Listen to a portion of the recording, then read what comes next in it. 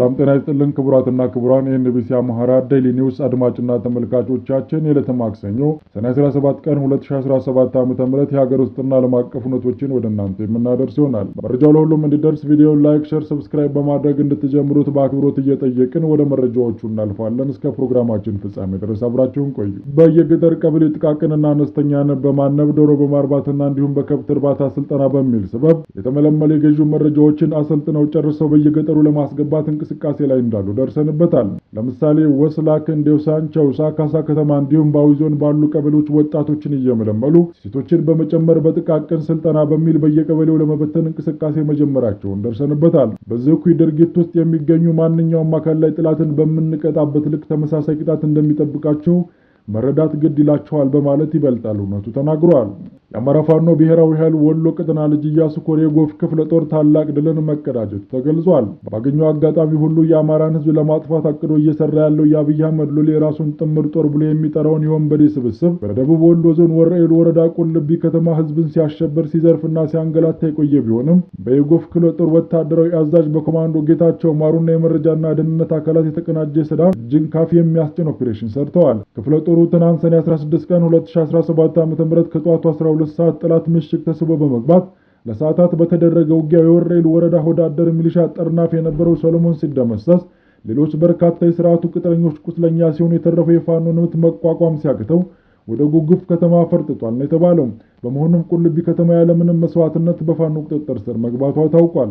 አሁን ውጊያው ተጠናክሮ የቀጠለ ሲሆን ስርዓቱ እንደ ወፍ ፍርፋሪ እየጣለ የአብራክ ክፋያቸው የሆነውን አማራን ሕዝብ ለመጨፍጨፍ ያስቀምጣቸውን ወዳደር አድማ ብተና ከደሴ በማምጣት ቁልቢ ተመቶ የነበረውን መከላከያና ሚሊሻ ለማገዝ ቢሞክርም እንደ ተርፍ የሚናደፉት የጎፍ ክፍለ ጦር ሰበር እና መብረቅ ሻለቆች ወደ ቁልቢ ከተማ ተስበው በመግባት ሲቀጠቅጡት ከቆዩ በኋላ ቁስለኛውን እንኳን ሳያነሳ ስርቻ ለስርቻ ስር በመጣል በድጋሚ ቁና እየተነፈሰ ወደ ጎግፍ ከተማ ተመልሷል። ውጊያውንም የቀጠለ ሲሆን የሸሸውን ጥምር ጦር በመከተል ጎግፍ ከተማ ላይ ከበባ አስገብቶ ይገኛል። የጎፍ ክፍለ ጦር የህዝብ ግንኙነት እንደጠቆመው ከሆነ ክፍለ ጦሯ ከልጅ ኢያሱ ክፍለ ጦሮች ጋር በመናበብ ግስጋሴያችን ወደ ደሴ ይሆናል ብለዋል። እስካሁን ባለው መረጃ መሰረት 4 አድማ ብተና ሲገደሉ 1 አድማ ብተና ከነሙሉ ትጥቁ ምርኮኛ ሆኗል ነው የተባለው።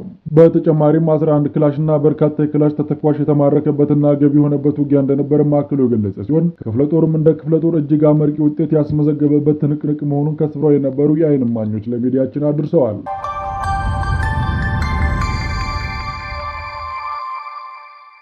የአማራ ፋኖ ብሔራዊ ኃይል ሸዋ ቀጠና 7 ለ7 ክፍለ ጦር ለተከታታይ 3 ወራት ያሰለጠናቸውን ምልምል ወታደሮች በትናንትናው ዕለት አስመርቋል። የአማራን ሕዝብ ህልውና ለማስጠበቅ ለሰልጣኞች ወታደራዊ ስልጠናና የፖለቲካ ግንዛቤ የማስጨበጥ ስራ ወሳኝ ስራ በመሆኑ ክፍለ ጦሩ ለ3 ወራት እንደ ንስር ተወርዋሪ የሆኑ 200 የምልምል ወታደሮችን በደማቅ ሁኔታ አስመርቋል። ተመራቂ ምልምል ሰልጣኞች በቆይታቸው ከውትድርና ስልጠና ጎን ለጎን የሥነ ምግባርና የፖለቲካ ትምህርት ስልጠና የተሰጣቸው ሲሆን ከተመረቁ በኋላ በሚመደቡበት ቀጠና ሄደው የተጣለባቸውን በብልጽግና አገዛዙ ከምድር ገጽ እንዲጠፋ የተፈረደበትን የአማራ ሕዝብ ደራ እንዲወጡና ህልውናቸውን በክንዳችን እናረጋግጣለን በሚል የመጨረሻ ግንባራችን መሰረት ቃል ገብተዋል። በምርቀው የአማራ ፋኖ ብሔራዊ ኃይል ሸዋ ቀጠና የ7 ለ7 ክፍለ ጦር ከፍተኛ አመራሮች የክፍለ ጦር ምክትል መሪ ፋኖ ሰይድ ድሪስ እና የአፋባ ሸዋ ቀጠና ምክትል ፖለቲካ ዘርፍ ኃላፊ ፋኖ ኤፍሬም ባየ የተገኙ ሲሆን በየደረጃው ሰልጣኞች የተለያዩ መልእክት በማስተላለፍ የምረቃ ፕሮግራሙ በሰላም ተጠናቋል ሲል የአማራ ፋኖ ብሔራዊ ኃይል ሸዋ ቀጠና 7 ለ7 ክፍለ ጦር ገልጿል ነው የተባለው።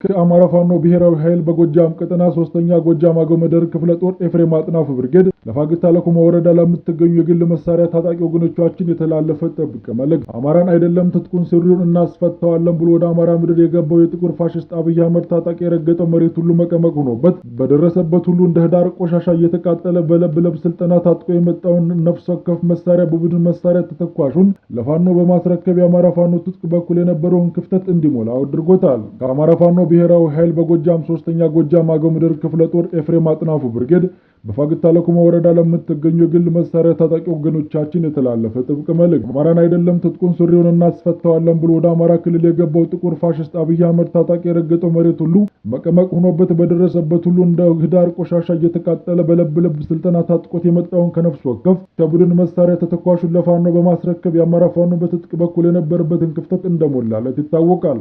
ይህ የቆጡና ወርድ ብላይ ብብቷን ጣለች የሆነበት አሸባሪ ብልጽግና ቡድን ፈጣሪውን ተመክቶ ህዝብን በመያዝ አማራ አማራን ከጨርሶ መጥፋት ለመታደግ ነፍጥ ባነሳ የአማራ ፋኖ ብርቱ ክንድ በአግባቡ ተቀጥቅጦ በተዘረፈው የገነባው የሥራ ስርዓት ተነዶበት የተዘረጋው የሽብር መዋቅርም ፈራርሶበት ያለውን ነገር ሁሉ አስረክቦ እርቃኑን በመቅረቱ ከቅርብ ጊዜ ወዲህ ተስፋ በመቁረጥ ስሜት በህዝባችን ላይ እየፈጸመ ያለው ጸረ አማራነት ድርጊት አይነቱንና መጠኑን በመቀየር እጅግ የከፋ አድርጎታል። አይነታቸውን እየቀያየረ ከሚፈጽማቸው ርካሽ የጥፋት ተግባሮች አንዱ በሆነ የዘር ድርጊት ውስጥም ራሱን አስችሎ ዘመቻ በከፈተበት የግል ትጥቅ ማስወረድ ብቻ ህዝባችንን ከመሰረታዊ ፍላጎቱ ቀንሶ በአንጡራ ሀብቱ ገዝቶ የታጠቀውን የግል መሳሪያ በመቀባት ላይ ይገኛል።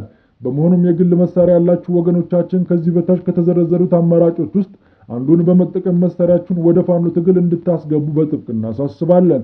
አንደኛ መሳሪያችሁን በመያዝ በቀጥታ ወደ ፋኖ ትግል መቀላቀል። ሁለተኛ ለቤተሰብ፣ ለቅርብ ወዳጅ ዘመድ፣ ለጓደኛ ወይም እምነት ለምትጥሉበት ማንኛውም አማራዊ ስነ ልቦና ላለ ግለሰብ በማስታጠቅ ወደ ፋኖ ትግል እንዲቀላቀል ማድረግ። ሶስተኛ ለኤፍሬም አጥናፉ ብርጌድ በውሰት በተዘጋጁ የመረከቢያ ቅጽ መሰረት ገቢ አድርጎ ደረሰኝ መቀበል። የአከፋፈል ሁኔታ በውስጥ ስምምነት የሚወሰን በሆነ ሽያጭ ለ10 አለቃ ኤፍሬም አጥናፉ ብርጌድ በሽያጭ ማስረከብ ይሆናሉ። የመልእክት ከተላለፈበት ቀንና ሰዓት ጀምሮ ማንኛውም የግል መሳሪያ ያለው ግለሰብ መሳሪያው በየትኛውም ምክንያት ከጥላት እጅ ገብቶ ቢገኝ ድርጅታችን የአማራ ፋኖ ብሔራዊ ኃይል የሚያወጣው ቅጣት ተፈጻሚ እንደሚሆንበትም ገልጿል።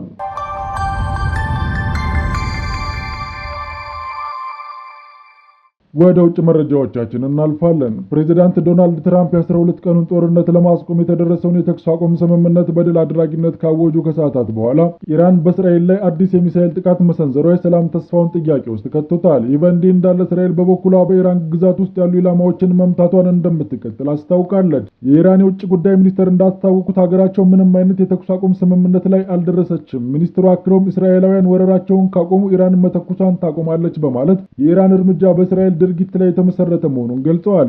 ይህ መግለጫ ትራምፕ ካወጁት ስምምነት ጋር በቀጥታ እንደሚጋጭም እየተነገረ ይገኛል።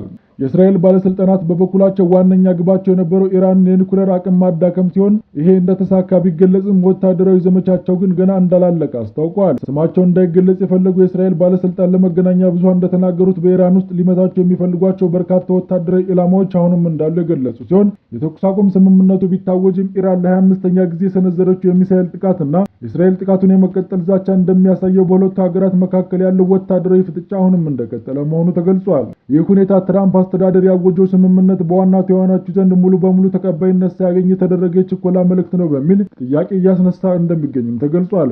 በቀጣዮቹ ሰዓታትና ቀናት ውስጥ የሁለቱ ሀገራት ድርጊት ግጭቱን ለእውነተኛ አቅጣጫ የሚወስን ይሆናል ተብሎም እየተነገረ ይገኛል። ኢራን በሶሪያ በኢራቅ የሚገኘውን የአሜሪካ ጦር ሰፈሮች ደበደበች። የኢራን መንግስት በኳታር በሚገኘው የአሜሪካ የጦር ሰፈር ላይ ጥቃት ካደረሰች ከጥቂት ሰዓታት በኋላ ማምሻውን በሶሪያና በኢራቅ የሚገኙ የአሜሪካ የጦር ሰፈሮችን ደብድቧል ነው የተባለው። ይህንን ተከትሎም የአሜሪካው ፕሬዝዳንት ዶናልድ ትራምፕ ኢራን የአሜሪካን ጦር ሰፈሮች ከመምታቷ በፊት ለአሜሪካ መንግስት ቀድማ ማሳወቋን በትሩዝ ገጻቸው አስፍረዋል።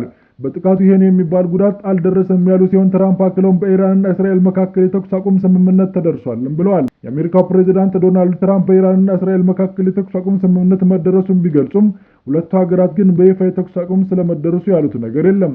ኢራን እስራኤል የምትፈልገው ጥቃት የማቆም ከሆነ እርሷ ሚሳኤሎችን ማስወንጨፍ እንደምታቆም የተናገረች ቢሆንም ትናንት ምሽት ኢራን በኳታር ወደሚገኙ የአሜሪካ ጦር ሰፈር ሚሳኤሎችን አስወንጭፋ ነገሩን እንዳባባሰችውም ተገልጿል ነው የተባለው።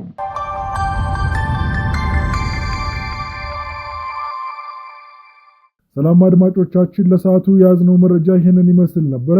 በሌላ መረጃ እስከምንገናኝ ድረስ ቸር ቆዩ እያልን ለሰዓቱ የያዝነው መረጃ እዚህ ጋር የምንጨርስ ይሆናል።